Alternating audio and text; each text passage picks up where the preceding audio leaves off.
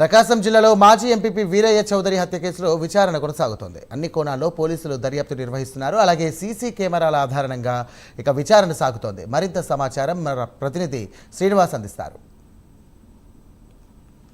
జరిగిన దారుణ హత్య అంటే మాజీ ఎంపీపీ వీరయ్య హత్యకు సంబంధించి ఇప్పటివరకు అనేక ట్విస్టుల మీద ట్విస్టులు జరుగుతున్నాయి. ఇక్కడ నిన్నగాక మొన్న ఈవినింగ్ సాయంత్రం పూట 7:30 సమయంలో మనం ఇప్పుడు ఇక్కడ ఉన్నాము, ఎక్స్క్లూవ్గా మీకు అందిస్తున్నాము. ఇక్కడ సంబంధించి ఈ బిల్డింగ్ పైన 3వ అంతస్తులో అక్కడ జనాలు ఉన్నారు చూడండి. అక్కడే ప్రస్తుతం మనం ఆ బిల్డింగ్కు సంబంధించి అక్కడే ఉన్నాము. ఇక్కడ మన దగ్గర ఎక్స్క్లూవ్గా లోపల ఏం జరిగింది, వాళ్ళని ఎలా చంపారు అనేది వీరయ్యని చంపటం జరిగింది. 7:30 సమయంలో 4 దుండగులు అతని కార్యాలయం అంటే ఇప్పుడు మనం చూస్తుందే దానికి సంబంధించిన కార్యాలయం, అతనికి సంబంధించిన వ్యాపార లావాదేవీలకు సంబంధించి ఇక్కడే నిర్వహిస్తుంటారు.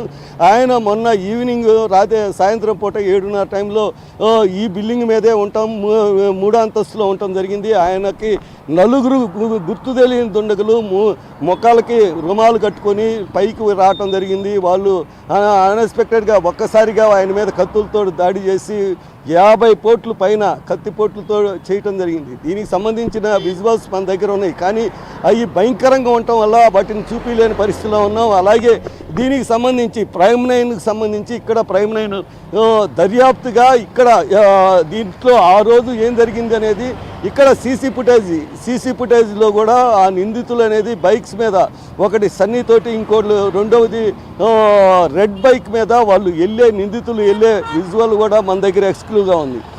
కానీ దీనికి సంబంధించి ఈ కేసుకు సంబంధించి జరిగిన రోజు నుండి మనం చూస్తే అనేక ట్విస్టులు అనేది రావటం జరిగింది. ఇది ఇప్పుడు మనం ఉన్న ప్లేసు, ఇక్కడున్న మనం ఇప్పుడు ఎక్కడైతే వీరయ్యని చంపారో అదే ప్లేస్లో మనం ఉండటం జరిగింది. అదే ప్లేస్కు అతి సమీపంలో తాలూకా పోలీస్ స్టేషను, అలాగే కొద్ది దూరంలోనే ఎస్పీ ఆఫీస్ ఉండటం జరిగింది.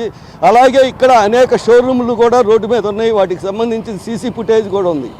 కానీ 3 రోజుల నుండి నిందితులు ఎవరనేది ఇప్పటికి ట్రేస్ కాకపోవటం, అలాగే ట్విస్టుల మీద ట్విస్టులు. ఇప్పటి వరకు రేషన్ మాఫియాకు సంబంధించిన ఉప్పుగుండూరుకు సంబంధించిన రేషన్ మాఫియా నల్లూరి రాజా మీద అనుమానపడ్డారు.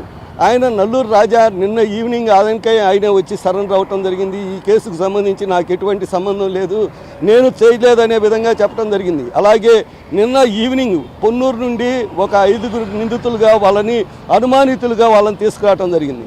కానీ వాళ్ళు కూడా కాదు అనే ఇప్పుడు ప్రస్తుతం మళ్ళీ సీన్ ఆఫ్ ఎఫెన్స్ దగ్గరికి వచ్చి మళ్ళీ ఈ కేసుకు సంబంధించి మళ్ళీ మొదటి నుండి దర్యాప్తు అనేది మొదలు పెట్టడం జరిగింది. ఎస్పీ గారు ఇప్పుడు బిల్డింగ్లోనే ఉండటం జరిగింది. ఇదే ఎక్కడైతే చనిపోయాడో వీరయ్యని ఎక్కడైతే చంపేశారో అదే ప్లేస్లో వాళ్ళ సిబ్బందిని ఎంక్వైరీ చేస్తూ ఆయన దర్యాప్తు చేపిస్తున్నాడు.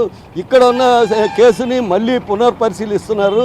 కానీ ఇప్పటివరకు ఈ కేసుకు సంబంధించి విచిత్రమైన సంఘటనలన్నీ జరుగుతున్నాయి. ఎందుకంటే ఒక క్రైమ్ ఎక్కడైనా అవుట్కట్స్లో జరిగినా కూడా ఎక్కడొకక్కడ సీసీ ఫుటేజ్ తీసుకొని అతి తక్కువ టైంలోనే ట్రేస్ చేసే పరిస్థితుల్లో ఉన్నారు. ఇప్పటివరకు దామోదరు ఏ కేసు పట్టుకున్నా కూడా ఆయనకి తిరుగులేదు. ఎస్పీ దామోదర్ పట్టుకున్నాడంటే కంపల్సరీగా ట్రేస్ చేస్తాడనే నమ్మకం అనేది ఇప్పుడున్న ప్రభుత్వంలో కూడా ఉండటం వల్లే రఘురామకృష్ణరాజు కేసుకు కానీ ముఖ్యమైన కేసులు అప్పగించడం జరిగింది. కానీ ఈ కేసుకు సంబంధించి ఒంగోలు నడిబొడ్డులో రెవెన్యూ కాలనీకి సంబంధించిన ఈ ఏరియా, అలాగే ఎస్పీ ఆఫీస్కి అతి చేరువలో ఉంది.